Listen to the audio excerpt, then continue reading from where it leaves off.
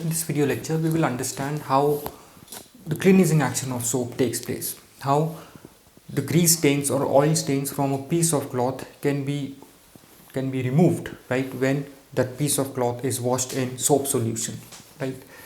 So cleansing action of soap, right. Now again, to understand how the cleansing action of soap takes place, how soap removes grease or oil stains from a piece of cloth, we need to again understand or look into the structure of soap, which is your sodium salt of higher fatty acids, right. So when this in water, this soap, right, soap molecule will dissociate into stearate ions, right.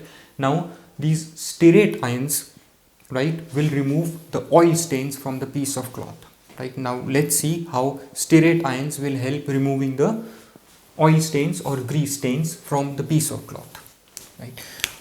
Just before we go ahead into this, let's just recall one thing, that like dissolves like.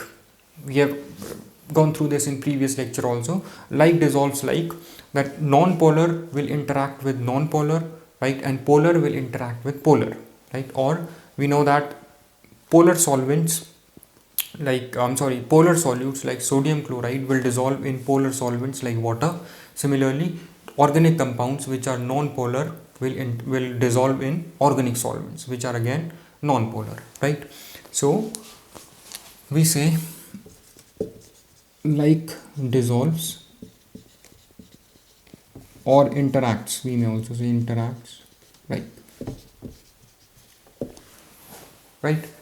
So when we say polar dissolves polar, right, or polar interacts with polar, right, polar, we know polar substances have polarities, right, which can interact with polar substances, can interact with water, because water has ions, polarities, and the polar substance also has ions, right.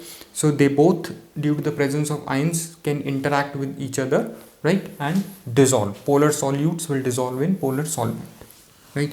Similarly, organic solvents which are non-polar, they will again interact with organic solutes only, right. So organic solutes will dissolve in organic solvents because both are non-polar, right. So both are non-polar, so this comes into this rule, like dissolves like, or like interacts with like, right.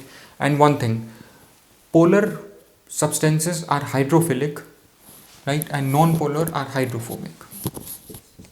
Polar are hydrophilic, right, and non-polar are hydrophobic, right.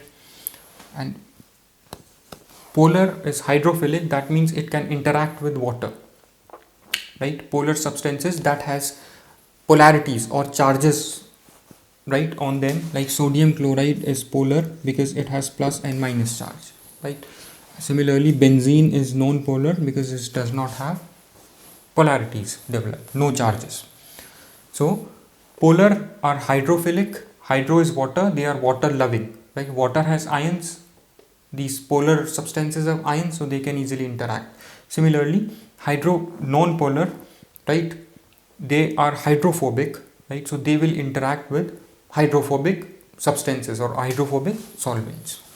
Now let's apply the same concept to the stearate ions, right.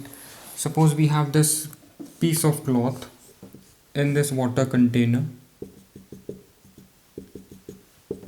right. This is a piece of cloth, it has an oil stain like this, right. How soap solution will remove this oil stain, right.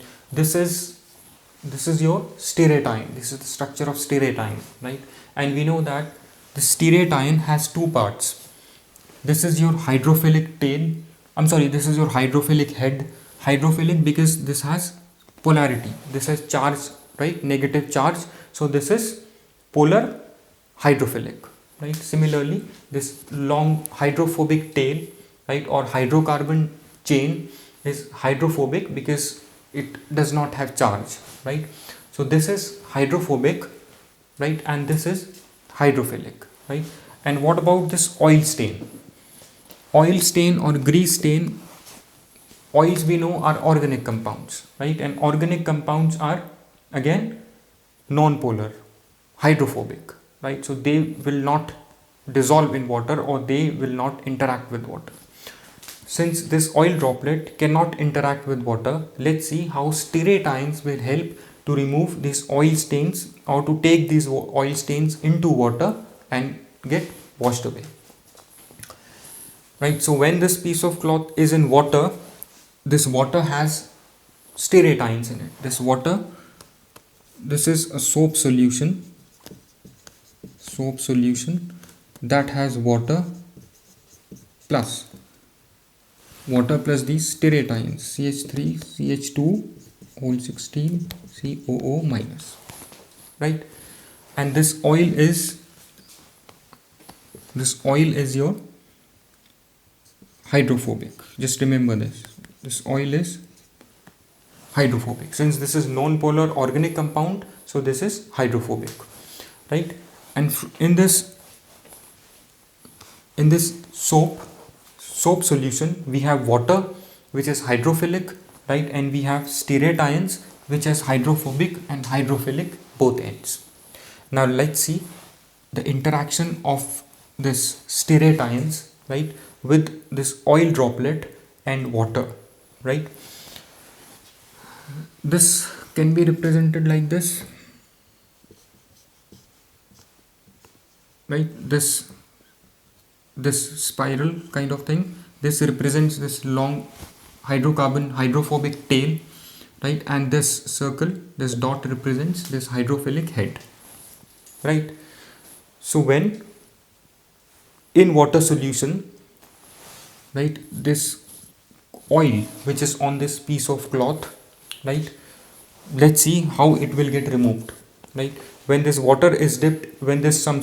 piece of cloth is dipped in soap solution, right, soap solution that contains these stearate ions, right? Now these stearate ions will arrange themselves, right, around this oil droplets in such a way that this hydrophobic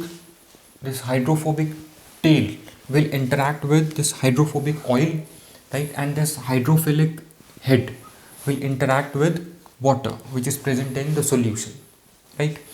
So let's just draw it here. Suppose this is an oil droplet, right? When this is in soap solution, this is on a piece of cloth, this is in soap solution, right? In soap solution, right, these stearate ions will arrange themselves around this oil droplet in such a way that this long hydrocarbon chain will interact with this oil droplet like this, right, like this, right? It will form a kind of micelle, right? So number of stearate ions will arrange themselves around this oil droplet such that this long hydrophobic chain is interacting with this hydrophobic oil, and this hydrophilic head would be interacting with water, right? This head is outside this oil droplet in water, right? This is in water, right? And this long hydrocarbon chain is in oil. So this in soap solution,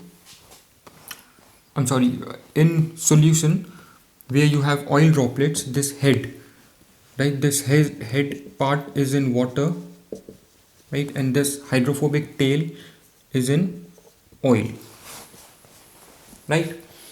So now with this arrangement, with this